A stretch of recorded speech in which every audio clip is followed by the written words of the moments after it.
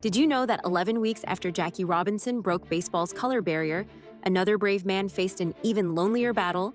Meet Larry Doby.